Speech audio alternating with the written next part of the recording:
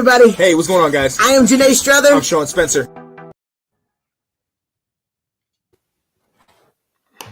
Hello, everybody. Hey, what's going on, guys? I am Janae Strother. I'm Sean Spencer. Hello,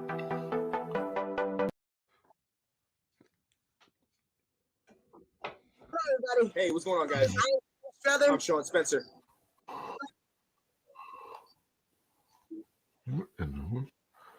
All right, folks. I think there's some technical difficulties here on my side because I started to hear the introduction of the show, and then there was no introduction to the show. All right, folks. So I do apologize for technical difficulties here on my side because I started to hear the introduction of the show. All right. And there was no introduction to the show. All right, folks. So I do apologize for technical difficulties here on my side because I started to hear the introduction of the show. I think our All right. streaming platform. I wants to sing apologize. Row, I'm row, not row sure. Your boat. Yeah, like I don't know. Hello, everybody. Well, welcome. Welcome to the show. Apparently, Nick doesn't know how to operate his laptop or something because You're good. when I You're tried to good. play both opening videos that we normally play, they did not play. So I do apologize, but welcome. It is Tuesday, which means it is time for Let's Talk Football, the Roundtable.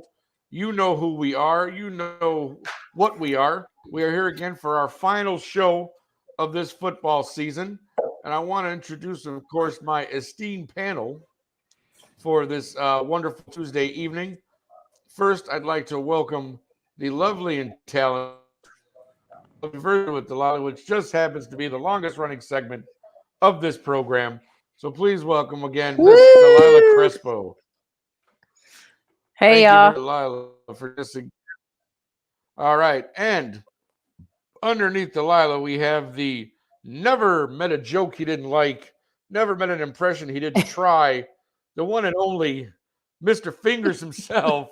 How we doing there, buddy? How's it going? Yeah. I want to thank you all for having me on the round table today because he told me this is a great show. We don't get this in Germany, you know. So he said I must get to the chopper and fly over, and we will come and sit and we will listen to the round table today. Yeah, thank you for having me. See, I love it. Thank you, sir. Thank you, Arnold, for joining us as well. And of course, the man who has cornered the late night market like no other has in years, the champion of midnight, the master of soul, Mr. Nathan Snell. How are you, buddy? What's going on, y'all? Good to see y'all. All right. Awesome. Well, listen, I was told there was some big game that happened this past weekend, and that we should probably talk about it for a little bit. So why don't we get to that? Of course, I'm talking about Super Bowl 56, played on Sunday in Los Angeles at the beautiful SoFi Stadium. And of course, there was a game they played. And for the most part, real quickly, I just want to say they scored a little less points than I thought they would. But this game, if you were as a football fanatic, it had a little bit of everything. Also some sloppy play. But the biggest thing I took away from this game was I really do think that Joe Burrow and Lamar Chase will be back. If they can get an offensive line, I think the Bengals can find themselves back in a position, or if they can get rid of Eli Apple and get a better corner, maybe that would help them also. But that's another topic for another story. I'm just saying. But again, it was a fantastic game to watch. Okay. And so we know Rams won 23-20. And so we're going to go first to, again, I like to be a gentleman. Ladies first. Delilah, it's okay. No, I like I said, I try to be a gentleman. We'll let you go first. Rams 23-20. What was your impression? I enjoyed it. It was a low-scoring game, like I assumed. I said as much. I didn't think it was going to be high-scoring. Everybody was like, and I'm like, yeah, I don't think so because I've been watching both defenses. And I know we talked about Rams defense, but we've seen Cincinnati's defense made a huge stops along the way to the Super Bowl. And so I never saw this as being a high-scoring game. I thought it was going to be by a field goal, which 23-20 technically it was, even though they won with a touchdown, but still it was 3-point difference, right? So no, I enjoyed it. I really liked that it was mainly defensive because you really, and that it was an equal side and it could have been anyone's game the whole time. It was anybody's game, the whole football game until the fourth quarter. And yeah, I had a lot. I enjoyed it, and honestly, this was a fun Super Bowl. It's probably the more fun Super Bowl I've seen in a while. Because Okay. most of them, I was like, all right, like I knew Tom Brady was gonna win last year. You know what I mean? So there were like a few things where I was like, eh. But this was like the first Super Bowl that I've actually enjoyed in a very long time. Where I was like, I like both teams. I'm okay with either outcome. I'm excited Matt won, but I wouldn't have been mad if the Bengals won. So it was fun for me. All right. Awesome. Mr. Fingers of the Sticky. What do you say about Super Bowl 56, my friend? I had to reel a joke in, but I bet. I did. I'm with Delilah. I enjoyed it. Number one, it was great to see two teams, and we've been saying this all the way around the family, on every show. It was awesome to see two teams that we haven't seen a lot of in the Super Bowl. I mean, Right. the last 19 years there were three certainties: death, taxes, and Tom Brady in the Super Bowl. That's So true. now we don't have that anymore. It definitely was a lower scoring affair. Yep. I talked to my neighbor yesterday about it, and he said I was just confused watching the game because I didn't have any, for the first time in a long time, I didn't have anybody to hate in the game. Right. Like he's not a Brady fan. He wasn't necessarily a Manning fan. He's definitely not a fan of Rodgers. So it's like Right. I had nobody in the game to hate. I was confused. I was like, I guess I'm supposed to be cheering for somebody. Yeah. I definitely enjoyed it, and of course, as a dog fan, I'm very happy to see Matt Stafford finally get that Of ring. course. Yes. Yes. Is that why you're wearing the hat? See, Sure. Okay. Well, actually, I It's also have on this shirt, and you can't see it too good, but there's a little spiel that plays before every home game where Larry Munson narrates, and it says, "There's no tradition worthy of such envy, no institution worthy of such glory as the University of Georgia." So the backside has the second half of the quote with the okay. bulldog on All it. right. Okay, there you go. There it is. But yeah, to see him and Michelle got another ring by proxy, and Floyd, I was happy to see Floyd jump up and get himself a sack. So, but knowing what Matt Stafford has been through, I would not have been upset if either team had won. But That's what I'm knowing what saying. Matt Stafford has been through Yeah. with his wife and her going through the cancer and the treatments and having to learn how to walk again and everything, to see that moment that they had after the game was, Yeah. Yeah. I mean, how does that not tug at your heartstring a little bit? Come on. You A cannot lot human bit. if you don't enjoy it. Yeah, Right. well, that's what I'm saying. The- You can't be- The only part about that story that I didn't like is that I didn't know that Kelly Stafford was shiesty. Because did you catch when she said, "Oh, I dated the other quarterback just to make him jealous because I wanted to go out with him." yeah. Like, wait a minute, what? Right, see what she said? But let me find out you shiesty, Miss Stafford. They've Well, what been do you married. They've been together since like college. Yep. Yeah. I mean, she found the right quarterback. She's good.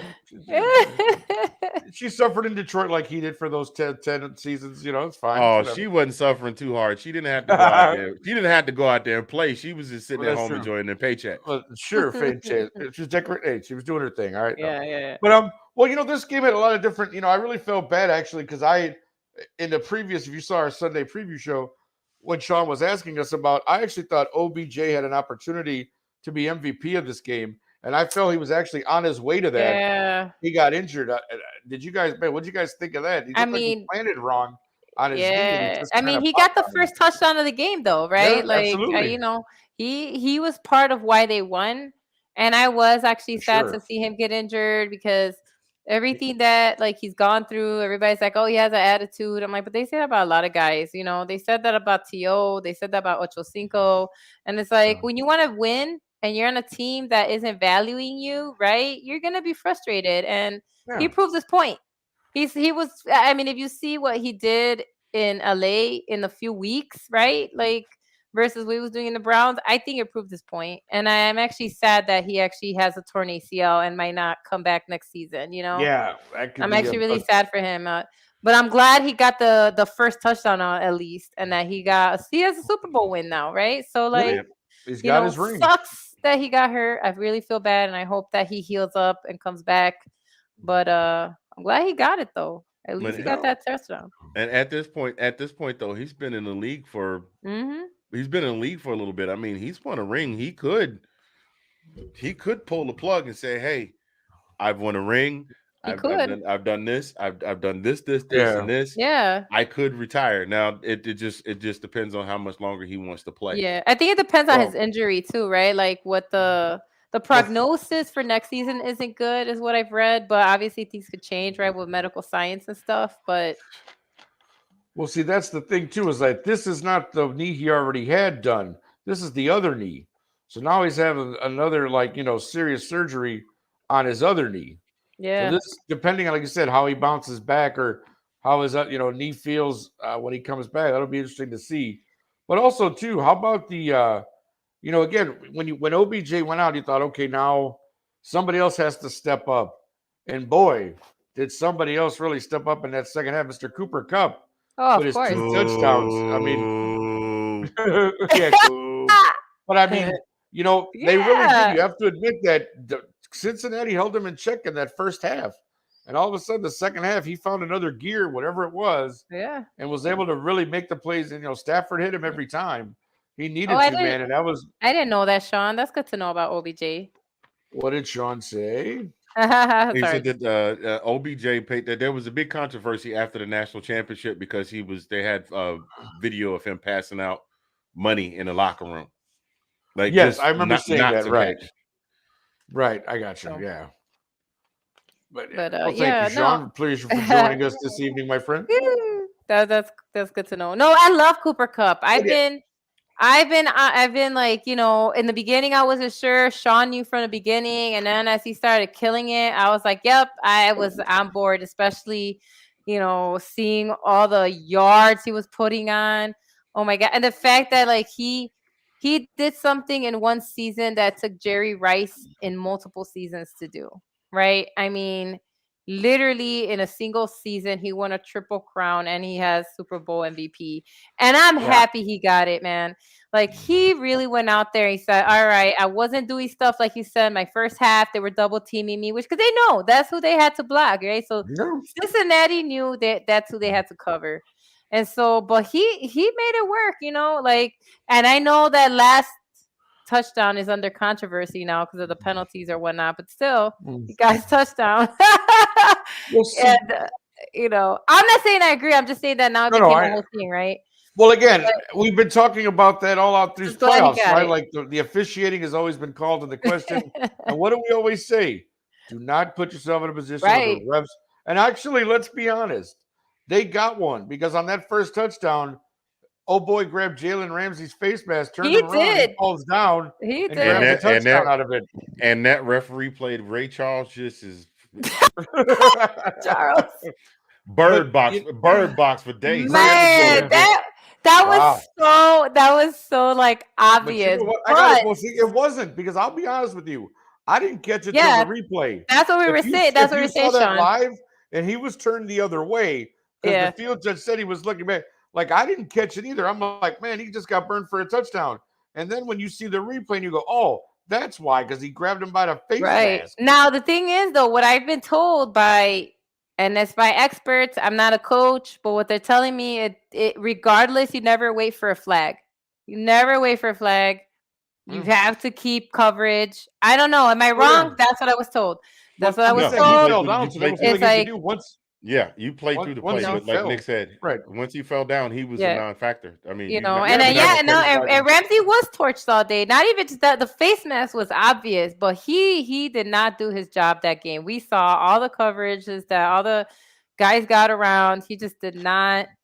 So luckily that didn't become the problem because AD came up. He said, "I got you." AD said, "I'm gonna win this championship." Aaron Donald really. That fourth quarter. Oh my God, that fourth quarter. That man said, "We are not going home without this win." that whole second half, 6 sacks. Oh my God, yeah. He was like, "Nope." He's like, "I'm going home a Super Bowl champion." He did. I mean, he went out there hardcore. Like, kudos to him. That's why when he was crying, I felt that. When the big guys cry, I love that. I'm sorry, I love it because they make it seem like these football players don't have emotions. But when Aaron Donald was like crying and he's like, yeah, like, 'cause he came up huge. And that's why I wasn't sure who was going to get MVP, to be honest. I said, okay, it might be Cooper Kupp, but it might be AD. And there was a reason why he could have, because you're right, he got 6 sacks, and the last 2 were huge, right? He got that huge stop. He made sure, right, Perini or whatever didn't get that 4 progression. He sacked Joe Burrow. I mean, that man said, we are not going home without this chip. So kudos to AD. Right, exactly. Kudos to him. He stepped up huge. Absolutely. Yeah, so huge. Overall, I think we can see, like I said, I kind of felt like it had, the first half seemed like it went by really fast. It's just like, before you knew it, it was halftime, and you're like, okay, here we go. And let's get to what a lot of people were anticipating. Yeah. And so let's talk about that for a little bit here, because there was a halftime show. Woo. And of course, the halftime show consisted of Dr. Dre, Snoop Doggy Dogg, Eminem, Mary J. Blige, Kendrick Lamar, and then, of course, a special guest, Mr. 50 Cent, made his appearance, of course, to Do in the Club, because what else would he do? Let me get your guys' thoughts. Mr. Fingers, what did you think of said halftime show? One, I had my coming of age. I was 20 something. I was 20 something years old when I was in high school when NWA dropped. Right. I was in the Army when Snoop's album first dropped. Okay. And then I was still in the Army. Doggy Style. Yeah. And then I was still in the Army. I was still in the Army, but 7-8 years later, the first time I heard, hi, my name is what? My name is and then, like almost all of that music from the Dr. Dre era came along, and Mary J. Blige. Mary J. Blige was the first tape I bought when I got out of basic training. What's the 411? The 411, so that right. all of that had some part to play in my coming of age. And then 50 Cent, of course, at that point I was DJing hardcore in Virginia, and you couldn't go anywhere without being like, go shorty, it's your birthday. You couldn't go anywhere without hearing it. That's true. Anyway, I'm not gonna beatbox for y'all today, but too late. Not the whole thing, dude. I do a whole bit. I'm the sure you do. turntables and everything. I'm not gonna do that it. today. Okay. But I thoroughly enjoyed it, and I got to be honest. Total transparency. I want you to lie to me. I fell out of love with I fell out of love with the hip hop scene because of the mumble rap and all that stuff. Right. So I didn't lump Kendrick Lamar in with everybody, but I just it had to be a thing where if I saw something by them, random Facebook video, YouTube video, then I would go check them out. Okay. I had not heard Kendrick, and he's been out for a minute. Yeah, dude's got skills. Okay, do you like? I know I'm late. All of y'all young people that's in the comments right now, y'all could just hush. Yes, I'm the old man of the group, but K Dot's got skills. And oh, by the way,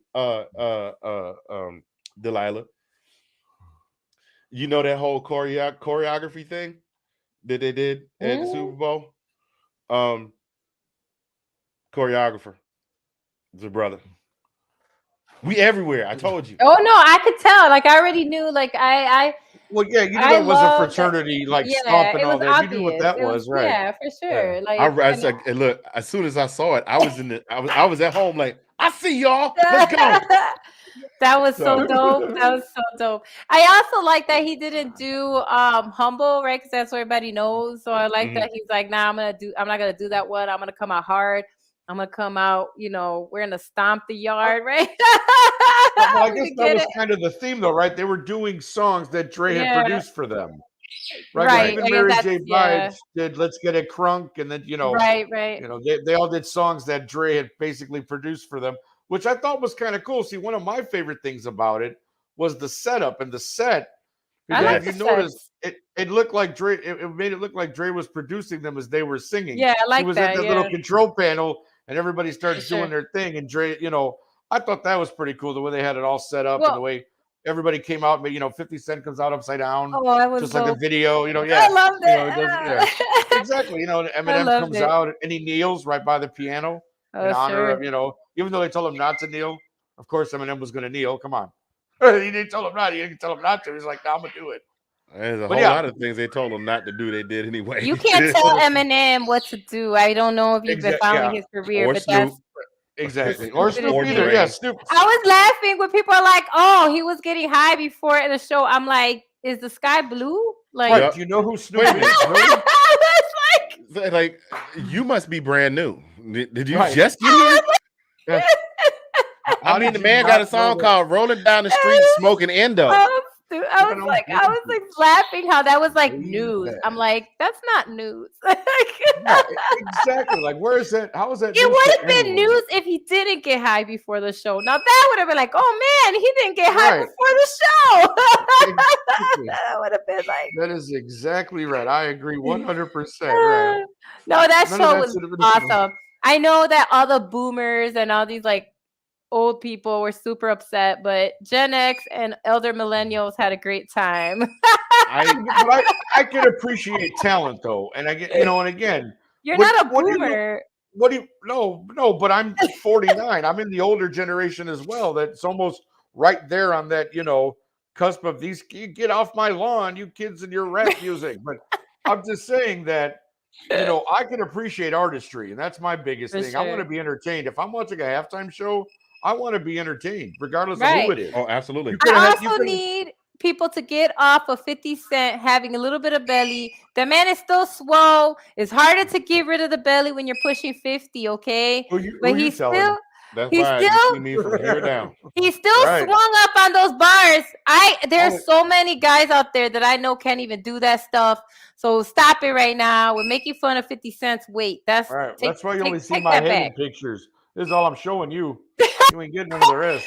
Dude, that's been driving me wild. But the thing is that he's funny, so he's been sharing his own memes because he's got good sense of humor. Exactly. But the one that got me though, the one that got me though was the picture of 50 hanging upside down, and then it was one person said I thought it was Missy Elliott, and then the next comment, Stop it.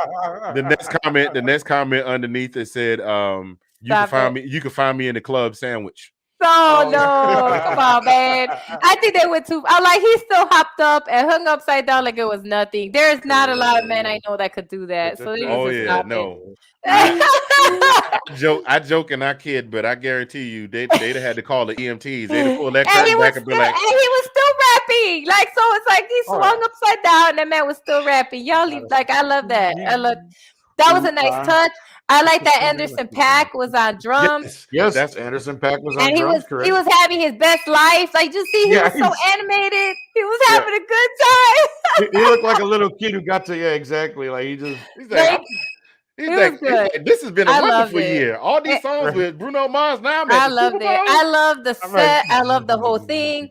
You're right. I like that they showed Dr. Dre as a producer because that's what he was. He literally put that in one of his songs, right? He was like trying to get this label off, right? One of his most famous songs ever. Yeah, that's something about him. He found all these guys. Like this is or they're a product of him. He finds Snoop Dogg. And then he did discover Eminem. And Eminem discovers 50 Cent, and yet So it's just So it was man. I loved it. I enjoyed the whole show. It was exactly what I was expecting and more. No, you're good. As far as halftime shows go, I'll be honest. I would put it in my top 5. I think. Yeah, it's up there as far as entertainment value and performance, and I definitely think I definitely would put it in my top 5 of. Really enjoyed that. So I really did. That one goes along. I know the one thing that people don't understand is that they don't get paid. No artist gets paid for the Super Bowls, by the way. It's not just this group. You literally you literally pay to go there because you're gonna make so much money afterwards because the Super Bowl is so massive. Usually the next day all their like songs or albums sold out. Right, exactly. It's massive. So trust me, they're gonna make that money back triple. I mean, don't worry about that. Even the weekend. Exactly. I clown about the weekend and his Super Bowl show, but his downloads went through the roof for the next 2-3 days. Yeah. And that's why you do the Super Bowl. So so by the way, I just didn't realize that people didn't know that, but I realized people were like commenting like, what do you mean? Are they still taking that prosthetic off the Weeknd's face? I don't know. Like that was. I wonder if they're still doing that because that's you going to hell for that. You going to hell. Anyway, And but yeah, sorry. I hope I'm welcome. No, I'm kidding. I didn't realize that people didn't know that about the Super Bowl halftime show. No, you don't I'm get not gonna. paid. I'm not gonna lie to you. I didn't know until a couple of years ago. Yeah. Yeah, no, I hear you. Another facet, of course, of the Super Bowl that a lot of us do like to pay attention to, commercials. Obviously, everybody pulls out the big guns. All the advertisers pull out the big bucks and then get all these like big name celebrities and all this stuff and pull out all the stops so you can see these wonderful commercials for all their wonderful products. So let me put it out to you guys. Out of Delilah, how about you? What was some of your favorite commercials or highlight? Like, what commercials did you enjoy? So one of my favorite ones was actually the NFL commercial when the guys come out of the TV. Yes. I Okay. thought oh sorry, I thought that was hilarious. Especially when the when the football falls in the grandma's mouth. They're like, oh no, Yeah. Mima Oh, dying. I was just dying. I thought that was just hilarious. I was like, okay, I loved it. It's just Right. I thought that was super funny. I don't know, it was just comical. But so that was one of my favorite ones, and then the Dr. Evil one, because Yes. That one. I thought that was great that they brought all of them back, and Yes. so now it's like now I want a Dr. Evil movie. Yeah. Oh yeah. Although, can you do that without Mini Me though? Because Troy I know, is not sad. with us anymore. I know. Oh, that's true. Vern Troyer is no longer right. No, I mean, I guess he could pass the torch to the baby, right? Because his son had a son. Anyway, but yeah, that was good. That was a good one too. What did you think, Anthony? $1 million. I was going to say that one. I also want to touch the Cable Guy also. Yeah. I liked Right. those just because that gave me just a little bit of last night. Sunday night was kind of a nostalgia night because you had Right. all of Yes. the groups at the halftime show, and then you had the Right. commercials. But I'm not gonna lie to you, my favorite, and don't look at me weird, I would never. Eugene Levy as a stunt driver. Oh, Yes. that was Yes. good. Oh man, I didn't know he could look that good with long Okay. hair. He took Didn't me he look out. like Fabio? He looked like Yeah, he Fabio, looks like an old version fantastic. of Fabio Yeah, with the wig and The end of the- Batista. You got Batista in that one. You got Yeah. Oh man, And- that caught me off. I was like, wait, Eugene Levy looking kind of good with the long hair. and then yo, at the end of the commercial, when no boy pops in the door, he's like, "Watch the coffee." Yeah.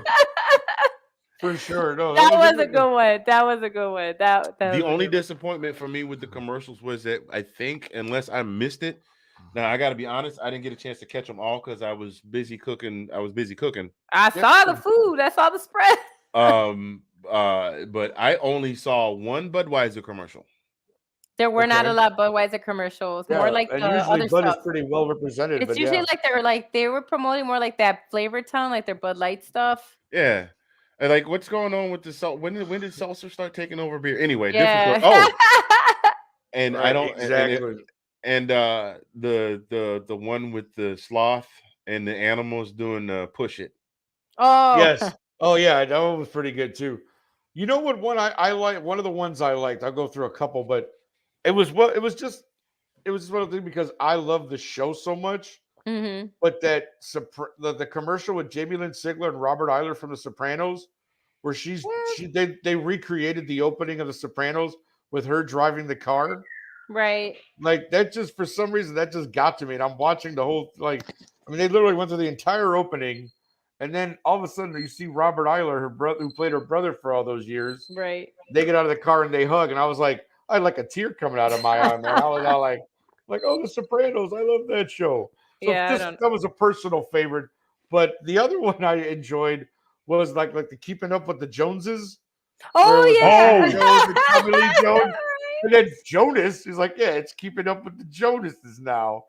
And That's just funny. the look that Tommy Lee Jones gives him, like, I'll whoop your little ass, man. Don't even play with me. Which of That course was that's funny. Tommy Lee Well, Jones. He always said, well, try that to one keep cracked up. me up too. Yeah, exactly. Try and keep up. But I the would other have one, that loved one totally cracked me up.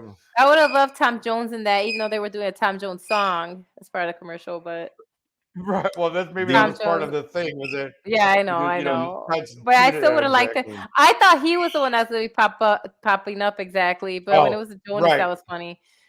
But Yeah, again, the one that I saw that I was kind of disappointed in because it has so much potential because of who was in it. It didn't really go where I Uh-huh. thought it was going to go. Was Paul Rudd and Uh-huh. Seth Rogen? Yeah, well, those were like hyped as really big, The you know, like Dorito ones, this. yeah, those were not that good. Well, yeah, the chip they did Frito Lay, right? It was all chips. Yeah, all the different, They had all the the chip Lay's chips, ones. yeah, I all the don't know. different I don't chip like any ones, of the yeah. chip. I didn't And like then, you any know, of there the was chip commercials. Yeah. And yeah, there was no official Budweiser commercial. You're right. It was more like the Bud Light seltzer stuff. Yeah, I mean, we yeah, saw yeah, they're we pushing did see the Clydesdale, but that was about it. That was yeah, but you're right though. There wasn't no big Budweiser the commercial. Dream House with Anna Kendrick and Barbie. That That one was was kind of funny. Rocket Homes and Rocket Oh Mortgage. yeah, The only Yeah, reason that was so- funny is all the nostalgic toys. and that's what gets people. You go, oh my god, I remember all that. Right, exactly. So I had those He-Man toys and the Barbie toys. right, right. Delilah's like, I had diversity both with sets. Delilah. It was I had already in the both. making. That's right. She's like, I Well, got my it's like choice. Leave me alone. no, well, it's because like I don't like we always mixed all our toys up. So like my brother's toys and my toys, like we didn't care. Like we're like, all right, whatever. We're gonna crash your like He-Man like stuff. That's funny. Yeah. I don't know. Barbie never liked Ken. You know, she was always stepping out with G.I. Joe and all the He-Man action figures. That's what Barbie those, said, that's "Sorry, what we bro." always played. It was always Right. like, No, I Ken. get it. I totally know that's absolutely hilarious. You're like, sorry, sorry, Ken, but Barbie, we're gonna go with So that was a good commercial. That was a yeah, good commercial. they're all good stuff. Which is, I mean, it's a fun part of the Super Bowl. Again, it's just Yeah. another thing to look forward to. You know, it's the biggest football game of the year. Yeah, for It sure. turns it into a 4-hour event. Right. You know, because of the halftime show, the commercials, and all the Yeah. stuff. So. I was surprised not to see a Coca-Cola commercial. Like Yes. there was actually a lot that I Oh, was yeah. surprised A lot not of to see. sponsors, about that. a lot of Yeah. Coca-Cola, sponsors yeah. that normally are really big at the Super Bowl. Just we Yeah. didn't see them this year. Interesting. Yeah, Now makes this you- was not a commercial. Another disappointment. Mr. Dwayne "The Rock" Johnson introduces the Super Bowl. What did you think of that? I liked it. I think the Super Bowl is getting a little too theatrical. I liked it. Too theatrical. But wait a minute. Too theatrical? Yeah, well, even for the Super Bowl, and that's saying something Right. because now you got an announcer. I was like with Bruce Buffet or something like that. Right. But when the Rock said Buffet, I like that. when the Rock said millions, and he didn't pull back and let the crowd Right. come back with and And millions. the millions, right? I gotcha. And then know if you smell what the Rock is cooking at the end of the speech. I was waiting for as soon as I saw him. No, I said, yeah.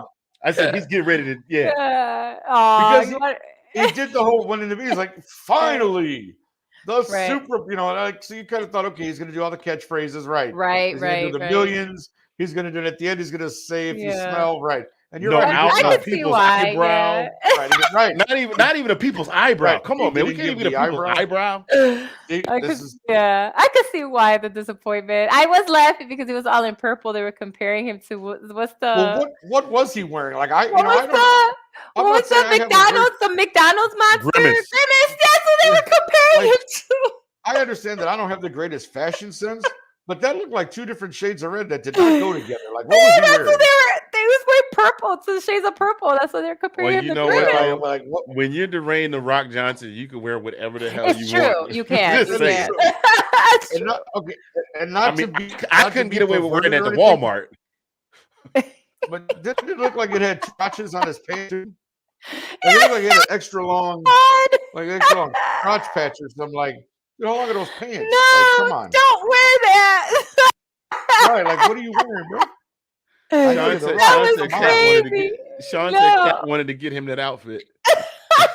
No. Oh, is that what it Oh was? no way. No, but I Oh, see what you I like mean. that. You know, She we liked were it. all Look at that. Oh snap! Shut. we you were know, all I'm not even waiting gonna for go there. those I'm not catchphrases, even. though. No, I Right, agree we with you, were. Anthony. We were Yeah. waiting for you're the Rock. I know you're Dwayne now, but you're the Rock. We're waiting for I like mean, that's like having Hulk Hogan out there and not having him say, Right. "Let me tell you something, brother. right, Take your right. vitamins and say your Yeah. prayers," and then rip his shirt Right, off. for sure. No, I agree. I mean, you know, he said the reason was because, as I don't know if people know this, but he wanted to be in the NFL, but because of injury, he decided to, pursue Yeah, he ended up in the wrestling. Canadian Football League, hurt his knee again, and Yeah, then he so was he done. really did want to play in the NFL. So he's like, Oh, he did. Oh, yeah, he was. So Absolutely, absolutely. I guess he took it more serious because of that. He's like, those were one of his Yeah, dreams. he didn't want to Although ride. I guess, obviously the fact that he went left instead of right didn't turn out bad for him because I mean, oh no, it's literally like I think he's done just fine with what he's done. right. Oh, He'll yeah. be okay. Yeah. Could you see somebody interviewing him and going, "Well, tell us about your this is now your 82nd movie with Kevin Hart. You guys are just got a streak Right. going. I Tell us- love them together. Tell us how I you know. feel about your movie career." He's like, "Yeah, the Right, movies exactly. are all right." I can just see it. Right. Say, well, the movies are okay, but The Rock has always wanted to play NFL football. And movies have not Right. compared. Right. Like, it's like, could you see him? Right. No, I know. I can to see. I me, guess the he took it best- too serious. Yeah. The best explanation Rock ever gave when he was wrestling, I just love this, was he talked about how people like different things. Yeah. He's like, but everyone loves a pancake. The Rock is a pancake, and it's all even that The Rock which is a so- pancake. Right? He's like, everybody loves a pancake. The Rock is a pancake, and that's it. That was the end of that. So God, he I had the best agree. promos. Oh wait, at He had Miami, the best like promos Miami in WWE. Ohio, Sean? no, he Is was that where at he Miami played? University. He was played a Hurricane. he was a Hurricane. He played with. Matter of fact, he lost his job. Sorry, Essentially. that anytime people say Miami, I'm always like Miami, Yeah. Ohio. No, he Right? essentially lost his job to Warren Sapp. Warren Sapp, Oh he got injured. snap! Yeah, he got Oh injured, snap! and Warren came on the team that next year. Wow, and I took didn't know over that. defensive end. Yeah, he That's an played behind interesting Warren stat. Sapp. But I Man. mean, he played with Russell Maryland. Like he played, they won a national title. The Rock Yeah. is a college champion. Like, let's not forget that, kids. He Oh, played all, right. he played all 4 years at Miami. He was an academic All-American. I mean, the guy got his degree. He Which was is a why he smart, wanted. Yeah, he did. He a was smart guy. I mean, he got injuries, and then Warren Yeah. Sapp came and kind of outplayed him. So he Right. kind of lost his starting spot, but he still played. But Right. of course, it wasn't. We all know what Warren Sapp went on to do. So yeah. Oh the Rock yeah, we comparison, do. But which is no, always funny because he still calls him Dewey. That was his nickname. And I saw an interview one time with Warren Sapp. He's like, Dewey? No, Dewey never beat me out for a job. No. And I'm thinking, the Rock's probably like, man, call me Dewey one more time, Warren Sapp. And let me see what, I mean, like, I'll show you what the Rock is cooking. So Yeah. you That's might amazing. have been able to get me in college, but Right. that's I'll funny. take care of it. Exactly.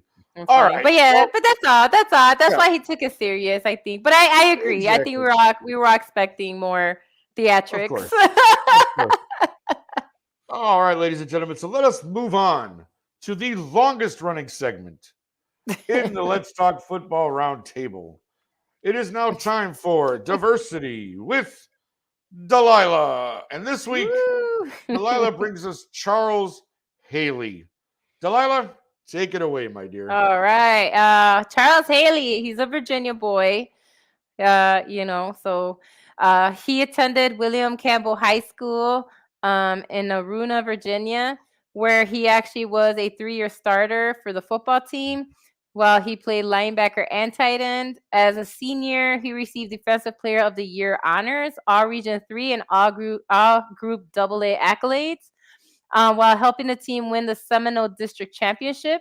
He also played basketball and was all district selection. So, so started off his football career early, but also was playing basketball. But even though he had all these accolades, he actually wasn't highly recruited. And so he accepted a scholarship from JMU, James Madison University in Harrisburg, Virginia, which at the time was the only Division 1A or a 1AA school that actually made an offer. The reason is because the JMU assistant coach, Danny Wilmer, he said, I was watching the Rustburg High School William Campbell game, and I couldn't believe no one was there recruiting.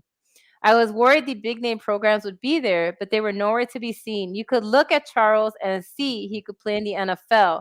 I could see it immediately. He made every tackle. So he was very fortunate that a scout was there, right? And that he was the assistant coach for JMU that actually saw the potential in him. And so that's one of the reasons he had that scholarship and that offer. So in 82, he was named a starter at the defensive end and linebacker as a freshman. He posted 85 tackles, second on the team, 5 sacks, 6 passes, defense, and 4 forced fumbles. So that was his freshman year. In 83, he was moved to inside linebacker, where he made 143 tackles. He led that team that year, had 4 sacks, and as a junior, he tallied 147 tackles, also led the team, 3 sacks, and 2 interceptions. In his final year, he was switched back to outside linebacker for the last 4 games, registering 131 tackles, 5 quarterback sacks, and 3 block kicks, and 1 interception. Haley was a 2-time division IAA and All-American. He finished his college career with a 506 tackles. It's a school record, 17 sacks, and 3 interceptions. Midway again, like I said, in 1985 game, in a 21-6 win over the eventual national champion Georgia Southern. Haley blocked a punt to set up a touchdown and cause a fumble, had a quarterback sack, deflected 3 passes, and then he is a member of Xi Delta chapter of Alpha Phi Alpha fraternity. I love anytime guys pop up that are fraternities, I love mentioning it because I know Anthony loves it. That's right. And honestly, this is all by chance. Like, because I'm just doing some research, and it's just by chance. A lot of the last few guys have been in fraternities. So Haley was selected by the San Francisco 49ers in the 4th round. He ended up being 96th overall in the 1986 draft. He dropped because initially he was timed at 4.8 seconds in the 40-yard dash, even though later the Niners scout actually clocked him at 4.55. But we know how that goes, right? When you're at the combine, sometimes things happen and your numbers kind of drop. But so that's why he went a little lower. With the 49ers, he played outside linebacker in a 3-4 defense. He finished second behind Leslie O'Neal for rookies with 12 sacks and was voted to the NFL All-Rookie team by Pro Football Weekly and the United Press International. The following year, he played again in a designated pass rusher role, coming into the game in passing situations where he made 25 tackles and 6.5 sacks. In 88, he was named a starter at left outside linebacker, where he registered 69 tackles, 11.5 sacks, and would hold that spot through the 91 season. The next year, he tallied 57 tackles and 10.5 sacks. So, already off to a good start, right? And we already know about these San Francisco championships that are coming up that he was a part of. So again, in 1990, Haley had 58 tackles, 9 passes, defense. Was third in the league at the time with 16 sacks. He was voted to the UPI NFC Defensive Player of the Year and was consensus All-Pro. In 91, that's kind of when his relationship, I guess, with the 49ers started deteriorating. Even though he still recorded 53 tackles, he still has 6 passes defended, 2 forced fumbles, 7 sacks, tying for the team lead with Larry Roberts. So again, while he was with the 49ers from 1986 to 91, he led the team in sacks every season. And of course, he was part of Super Bowl 23, where they beat the Bengals 20-16, and Super Bowl 24, where they beat the Broncos 55-10. So that's where he earned his first 2 Super Bowl wins. In 92, again, that's when he ended up being that's when he really had a problem with George Safer at the time, and so they traded him to the Dallas Cowboys. And they traded him in exchange for a 93 second-round selection, which at the time was number 56 Vincent Brisby, and a 1994 third-round selection, which at the time was number 99 Alej Kalanivalu. I think I said his name wrong. Okay, so that's why that's what they traded him to the Cowboys for. So in 92, he ended up being a right defensive end in the Dallas Cowboys 4-3 defense. where he made 39 tackles, 6 sacks, and 42 quarterback pressures. He led the team at the time and helped the team improve from a 17th in total defense in 91 to first. He won UPI NFC Defensive Player of the Year award and was consensus as All-Pro again. He had a bit of a temper. In 93, he made headlines after smashing his helmet through a concrete wall in the locker room following a home loss to the Buffalo Bills, because at the time they couldn't get Emmitt Smith to sign, right, with the Cowboys. He's like, what are we doing? We're 0-2 right now. And so that was part of his anger. But as we know, the Cowboys figured it out. And so the Cowboys won the Super Bowl in 93. They beat the Bills 52-17. But in 94, that's when he started having some injuries. He had a off-season surgery, a lumbar microdiscotomy. But during that time, he still posted 68 tackles, 12 and a half sacks, and 52 quarterback pressures. But then after they lost, he kind of retired. You know how some players did that. So he retired. But then he came back after he was offered a new contract. In 95, he posted 10 and a half sacks, 33 quarterback pressures, and 35 tackles in the first 10 games until suffering a ruptured disc against the Washington Commanders, which is where it derailed his career, or his season anyway. So again, just, that's kind of when he started suffering some of those injuries. He did start in the Super Bowl 6 weeks after having that back surgery. But in that time, he only managed 1 sack and 3 quarterback pressures. After the 95 season, because of the back injuries, and at the time, his youngest daughter, Brianna, was diagnosed with leukemia, he decided to retire. So that's when he took some time off. But again, Charles Haley is a 5-time, Super Bowl champ. He got 2 with the San Francisco 49ers and 3 with the Cowboys. He did return after a 2-year hiatus. He re-signed with the 49ers as backup, and for 2 playoff games in 98. And then just 99 was kind of where he officially retired. So he walked away for a final time where he amassed 100.5 sacks during his 169-game career. During that time, he won NFC Defensive Player of the Year twice, in 90 and 94.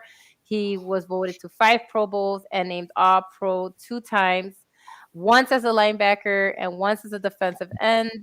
So again, Haley was a member of 10 division championship teams during his 12th season. His final season again marked the only year he played with a losing record. So it's the only time he played for a team that had a losing record at that time. Prior to that, the fewest number of wins in a season any 49ers and Cowboys team recorded with Haley on the roster was 10. He made the Dallas Cowboys Ring of Honor in 2011. He's in the Virginia Sports Hall of Fame. He was inducted in 2006. He was inducted to the College Football Hall of Fame in 2011. And he was enshrined in the Pro Football Hall of Fame in 2015. Right now, he doesn't do too much. He does do some, he does kind of still go between the 49ers and the Cowboys and does some mentoring with, the younger guys. No, you were at the Commander's Den. But I'm going to be a reporter and just report the name as is. That's great. Tell him, Delilah, it's my segment. I'll call him what I want. So that's the only reason. So so anyway, but no, so again, Charles Haley, so he's still around. He's doing some mentoring for the younger guys that come into the league. And apparently he kind of moves between the 49ers and the Cowboys and stuff like that. So there you go. Thanks, Nate, for the recommendation. There you go. Yeah, technical difficulties. Right, there we are. Charles Haley, ladies and gentlemen. Thank you very much, Delilah. Again, longest running segment we have here on Let's Talk Football, the Roundtable. I like it. So just to move on a little bit, let us go to what I just call some fun facts. As you know, every Super Bowl, when it's over, everybody looks at different things and numbers and things and oddities and things that come up. So I have some stuff here I want to talk to you guys about. Get you, All right, let's go. little. I don't. Now, excuse me. I'm going to take off the glasses because I'm so. Oh, blind, I can't snap. even read. I cannot Wait a minute, hold read on. what I got here. Like my I'm like, oh, the glasses are coming off. But here's what I found interesting. How do you guys? Let me know what you guys think about this one. Super Bowl 56 was the 10th, started by a Joe. Burrow joining Joe's Namath, Cap, Montana 4 times, and Theismann 2, and then of course Joe Flacco. So they are a collective 7-3 on Super Bowl Sunday. Now the other part of that, the Joe's 10 Super Bowl starts match the 10 started by a Tom, of course, Mr. Brady, who has 10 of his own, and he is also 7-3 by himself. So here's my question to you, just as a who gets to number 11? Do we get a Joe going back or do we get a Tom going back? What do we think? I think it's gonna be a Joe. You think it's gonna be the Joe? Because if the Tom is there a Tom out there? I don't think there's a Tom out there except for one just retired. Rise from the ashes, some Tom comes out of nowhere, right? Plus that if it's a Tom that we all know and love or hate, depending on what side of the fence you sit on. We know that he's gonna be a divorced Tom because he's gonna be a divorced Tom, he says. Right. Giselle may not like that too much. You're right. Exactly. Nope. All right, so that one is good. That was kind of but here's an interesting one. I thought this, of course, plays into Super Bowl 56 MVP, of course, was Cooper Kupp, right? He had 8 catches on Sunday, bringing his 2021 playoff total to 33, most ever by one player in a single postseason. Do you guys think that record will be broken at some point? Yes. 33 total catches in a postseason, in a single postseason. I think so, because records are always broken. Doesn't mean they'll happen right away, but I think eventually it will be. Also, thank you, Sean, and Facebook user. I love my segment. Thank you, Sean. And I don't know who Facebook user was, but thank you. But yeah, I think it could happen. 33 is a breakable single postseason record. Now remember, think about it, because you have to be able to play in at least 3 or 4 games to get that kind of catch number, unless you're the only person they throw to. Yeah, I don't know. I don't think it'll happen right away, but like eventually, because I feel like records are broken often, right? It just doesn't happen right away because you have to get that one player, right? You need that one talented player that pops up you know what I mean? Like just that could actually go the distance. But I think it'll stand maybe a few seasons though until we could get that guy that could catch up to Cooper Kupp, I just thought that was an interesting stat. 33 catches in a single post. I'll be looking to see if that one is in fact McPherson. I think. Oh, go ahead. Oh, I'm sorry.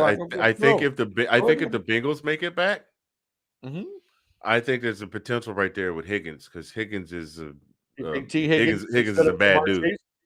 Higgins is a bad dude. And here's another one I think could be an interesting.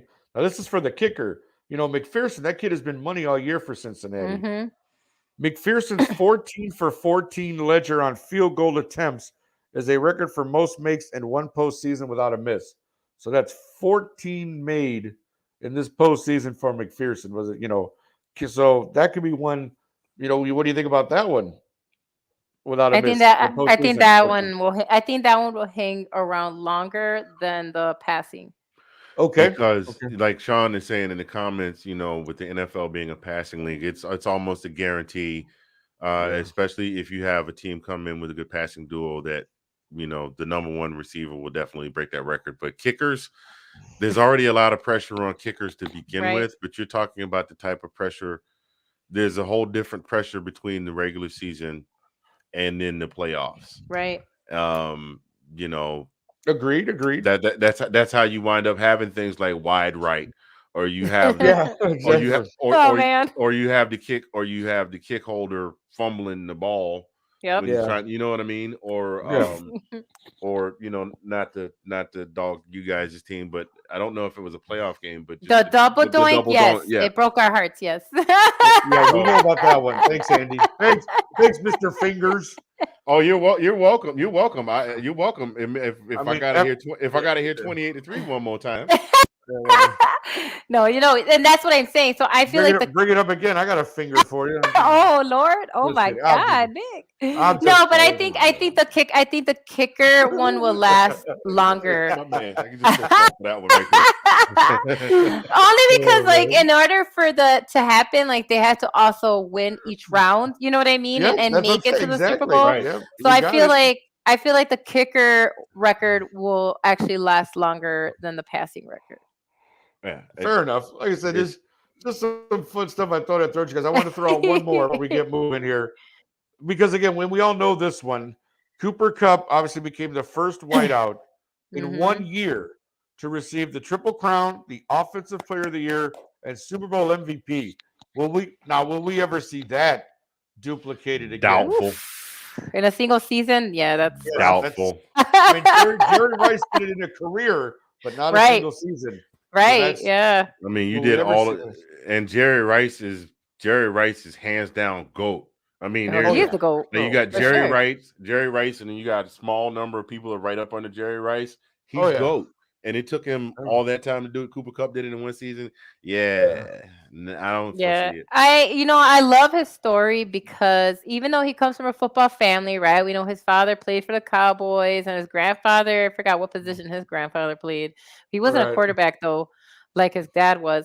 But still, for his size, even though he's tall, he was like small. Like I remember looking at his story, he didn't get any offers, which is why he ended up at Eastern Washington, right? So didn't have any prospects. People didn't think, like his own parents were like, I don't know if you're gonna do this football thing, right? So you know what I mean?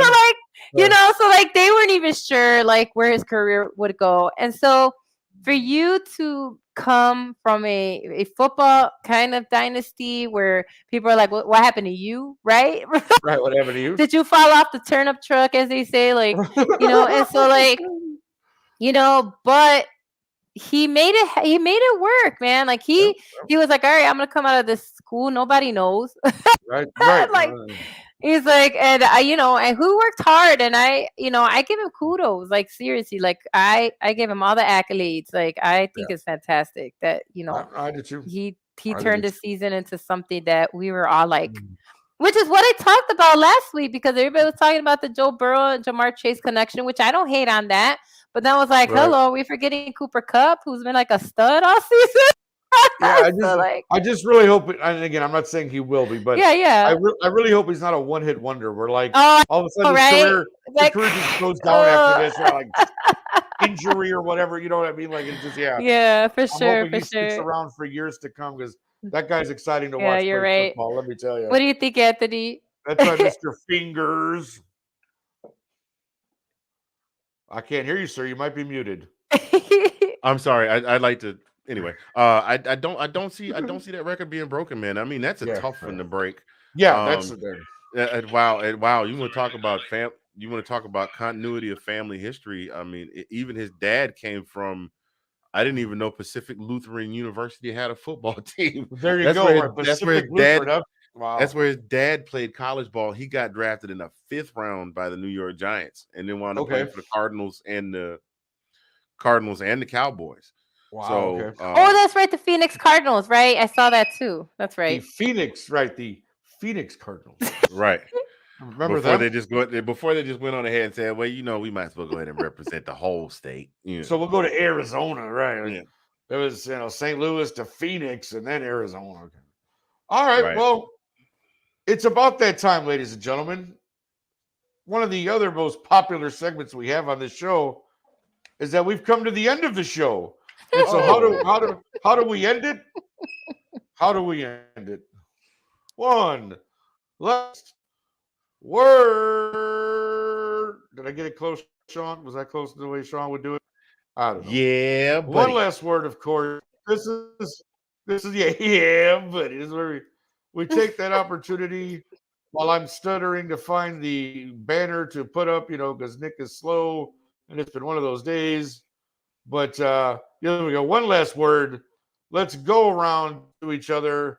Anthony, Mr. Fingers, Sticky Fingers, Lady Fingers, whatever other kind of fingers you have. We'll go ahead and start with you, my friend. What is your one last word? And again, I remind you, this is our final show of the season, so let's make it a good one. Huh. Oh, he set up straight for this. Hold on. Here it comes. I'm sorry. I had to gather myself because you were running through the whole litany of nicknames, and you threw one out there that just kind of made me go, "Oh!" And I had to collect myself, and Delilah almost fell out of her chair. So, all right, I'm back. All right. My word. I don't know. I kind of want to make mine fun. I want to make mine fun because whatever you want, man. Of course, because we always go so philosophical. You know what I mean? Oh, sure, absolutely. There's absolutely nothing wrong with going philosophical. I just want to end this on a fun note. My word for the day is unity. I can't say that without hearing unity. Right. I can't. Wait, what? Something of Queen Latifah. Huh? Oh, I was thinking UNITY. No, but we think of more recent with Dave Chappelle with the Rick James skit. Oh, see here. Sorry, I was thinking of the Queen, but go ahead. But unity, it's the first word that comes to mind. Actually, I got another one for you, Delilah. Unit. That is the key word, and that is the key portion of unity, turds, without the Y. Major Pain. Anyway. Yeah. I love that movie. You just messed myself up. Unity. I think that is important. You broke me, Nick. It's important, to just we've been through a whole bunch of stuff as of late, but I have found that you just got to find ways to still unite with other people and find something to do to keep yourself moving, to keep yourself motivated. Like, when we did the thing that we did, and you specifically, Nick, talked about, you gave me something to do other than to go to work and to come home. This is given, I'm about as housebound as they come, me and my family. And this is, hey, I'm hanging out with my friends and I'm talking sports. It's great. Right. I'm enjoying myself. I'm having a good time. And it just gives me something to take my mind off of. Oh, there's the alarm clock. It's time for me to get up. Ooh, it's 7:58. I got to log on at 8 o'clock. Hang on a second. I'm logged on. Let me sleep another 5 minutes. You know what I'm saying? It's like, not that I do that or anything like that. Not at all. Anyway, but it gives you something to do. So find ways to reach out to people around you. It doesn't have to be a podcast.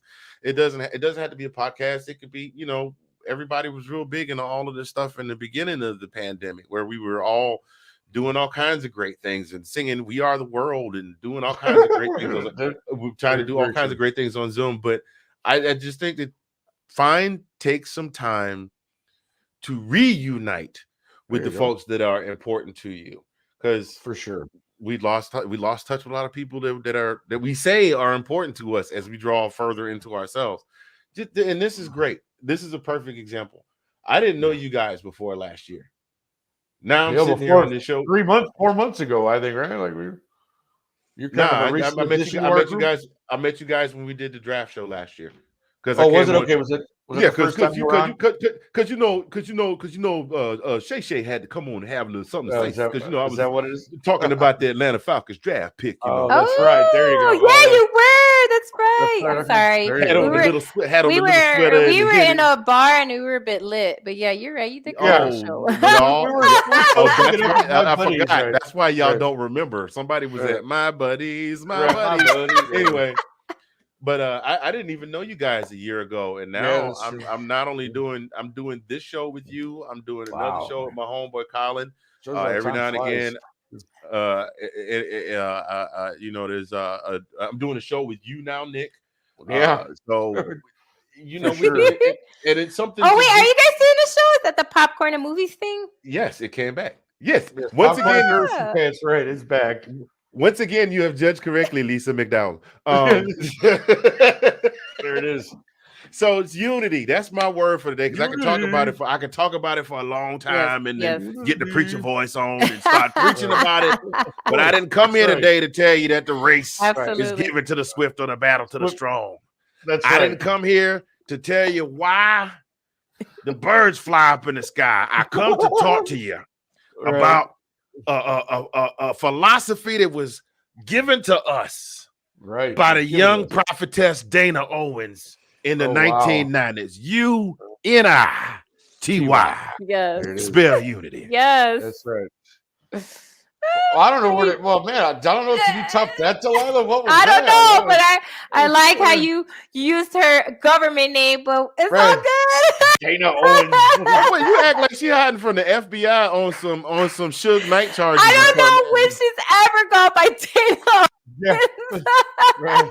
It's on Google. No, I know, but she don't go. But no, it's funny. No, you're good. Cleo Bennett shows up at my house. That's right. There you go. We'll be setting it off on my front. She doesn't even use Dana Owens for her show, The Equalizer. Right. She uses Queen Latifah. Anyway, that's funny. All right, go ahead, Delilah. That's all you, girl. So my word is like humility and be humble. Now I know people hear that and like humility doesn't mean that you shouldn't be successful and that you shouldn't fight for what you need and that you shouldn't be proud of your accomplishments and that you shouldn't be happy where you're at, right?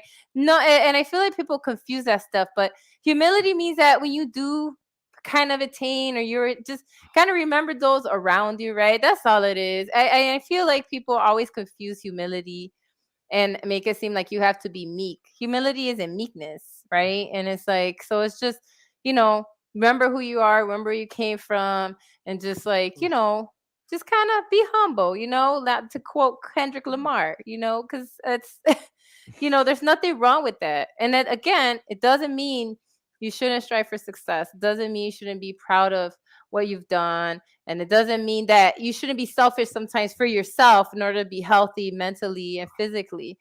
But also that it's sometimes okay to remember to be humble, in certain circumstances. And so, that's my end. It's like, be humble, show some humility. It'll take us a long way. Yeah.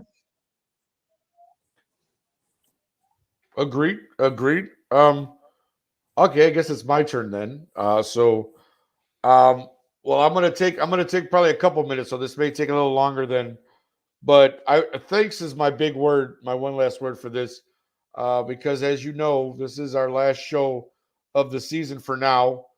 This is the first year of Let's Talk Football, the Roundtable, and as a lot of you know, it started with me, Sean, and Delilah, or Sean, Delilah, and I, however you want to pronounce that. And it started with just us basically wanting to talk football.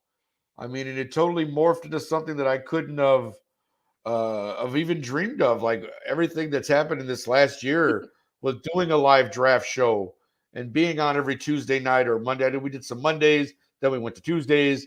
Like, we did a couple of other days in between, right. Did a Thursday or two once, like whatever. But just being grateful and thankful to have a platform to do this and to have the opportunity. So the thanks go out, of course, first to Sean Spencer. This was his vision. This started with him. The three of us started just talking football, me, him, and Delilah, and it morphed into this show. Janae Struther. Janae, obviously, you and Sean started doing the football talk to begin with, which then went to, you guys branching off and doing other things, which is great, with the Thursday Night Woman show and other things. I'd like to thank everyone who came on to our show as a guest, starting with, the man below on the screen here who became a regular part of the show this last month and a half or so. Mr. Fingers, thank you very much, sir, for all you've done with the show. Appreciate that. Our guy, Nathan Snell. Nate has always been a good contributor. He's got his own, Big Nate podcast, but has always been willing to come on and talk sports with us, talk football, whatever. Nate, we appreciate you, my friend.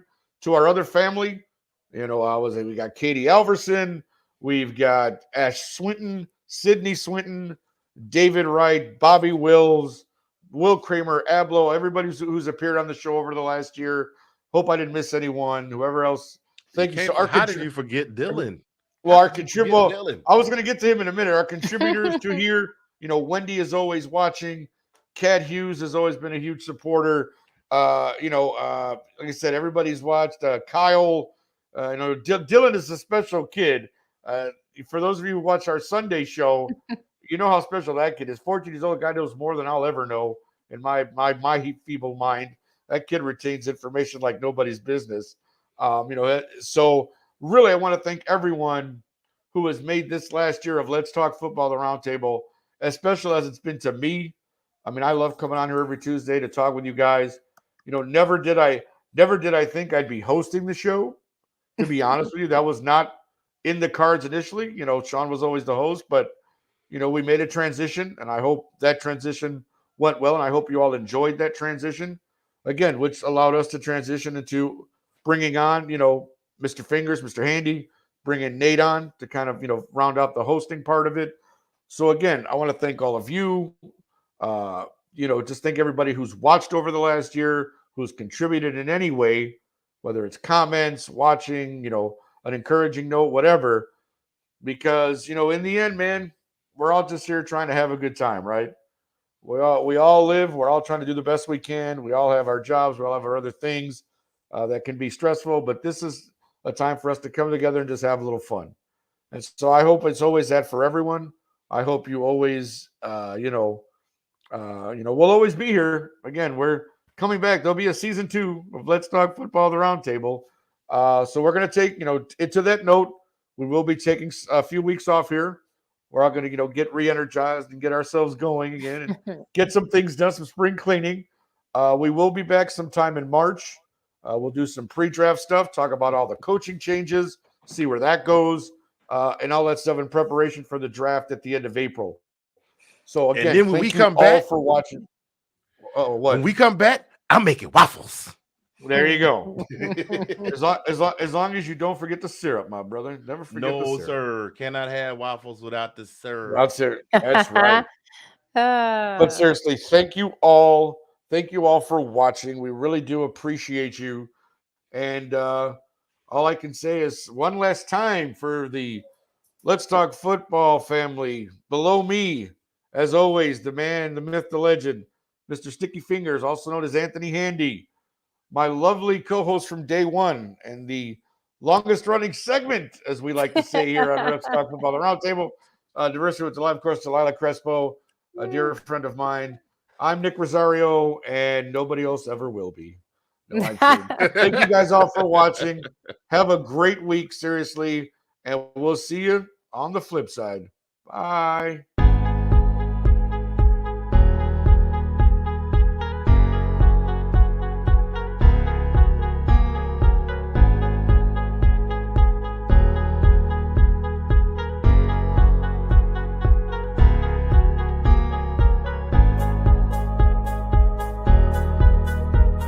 Hello, everybody. Hey, what's going on, guys?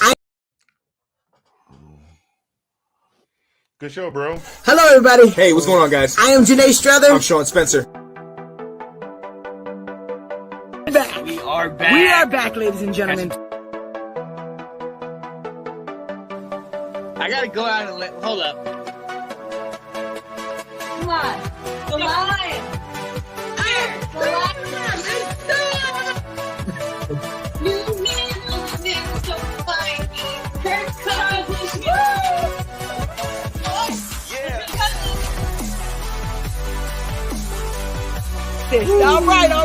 I am Janae Strother. I am Sean Spencer. And this is Let's Talk Football.